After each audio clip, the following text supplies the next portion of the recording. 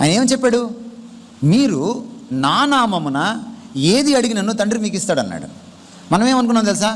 మా కులంలో అబ్బాయిని మా అమ్మాయికి ఇవ్వయ్యా, యేసు నామంలో అడుగుతున్నానంటే ఇచ్చేస్తాడు అనుకున్నాం మనం. నో, దాని అర్థం అది కాదు. దాని అర్థం అది కాదు. నాకు అమెరికా సంబంధం ఈయనా, ఒక డాక్టర్ సంబంధం ఇయ్యయ్యా, యేసు నామంలో అడుగుతున్నానంటే ఇచ్చేస్తాడు అనుకున్నాం మనం. నో, దాని అర్థం అది కాదు. నా నామమున అడగమంటే అర్థం ఏమిటంటే, నా పేరిట అడగమంటే అర్థం ఏంటంటే, నామం అంటే బైబిల్లో క్యారెక్టర్. నీ ఎదుట నా నామమును ప్రకటించేద్దును అన్నాడు మోషేతోటి, నిర్గమకాండం 33వ అధ్యాయంలో. ఆయన నడిచి వెళ్ళాడు, ఆయన గుణలక్షణాలను చూశాడు. నామం అంటే యెహోవా యెహోవా యెహోవా అని శబ్దం వినలేదు. నామం అంటే శబ్దం కాదు. నామం అంటే ఆయన మూర్తిమంతం, ఆయన వ్యక్తిత్వం, ఆయన స్వరూపం, ఆయన స్వభావ గుణలక్షణాల సమాహారం. యేసునామంలో ప్రార్థన చేయడం అంటే తెలుసా మీకు? మీరు చేసే ప్రార్థన, దాని వెనుకున్న మీ మనస్సు, మీ ఉద్దేశాలు, మీ ఆంతర్యం ఆయన క్యారెక్టర్కి విరుద్ధంగా ఉంటే ఆ ప్రార్థన ఆయన వినడు. ఆయన క్యారెక్టర్కి అనుగుణంగా ఉండాలి. ఎప్పుడైతే నువ్వు ప్రార్థనలో దగ్గర అవుతావో, ఆయన క్యారెక్టర్ని పుణికిపుచ్చుకుంటావో, యేసుప్రభు వారు చెప్పినట్టు యోహాను సువార్త 17వ అధ్యాయంలో, నా యందు వీరును వీరి యందు నేనును, అలా నిలిచి ఉన్నప్పుడు ఏమవుతుందంటే, మనం ఏది అడిగితే అది ఆయన ఇస్తాడు.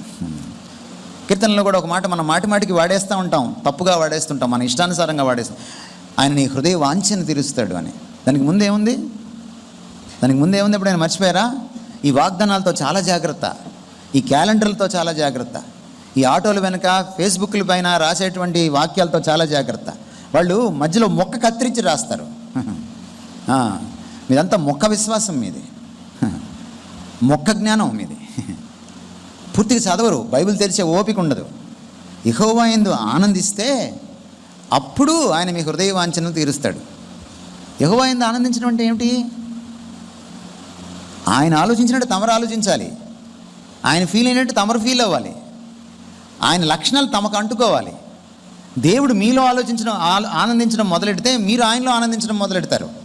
మీకు ఆయనకు పెద్ద తేడా ఏమి ఉండదు. ఇంక అప్పుడు ఆయన చిత్తం మీ చిత్తం అయిపోతుంది. అప్పుడు మీరు ఏది అడిగినను ఆయన ఇస్తాడు.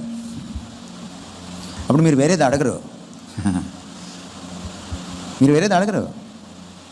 మీరు ఆ స్థాయికి వెళ్ళిపోయిన తర్వాత మా అమ్మాయికి మా కులం అబ్బాయిని ఇవ్వమని అడగరు. మీరు తెలంగాణ అబ్బాయినే చేసుకుంటానని అనరు. వాక్య ధ్యానం ద్వారా, పారాయణం ద్వారా, ప్రార్థనలో దేవునితో ఏకాంతంగా సమయం గడపడం ద్వారా భక్తిని సాధకం చేసుకోవాలి. అది వెంటనే అబ్బదు.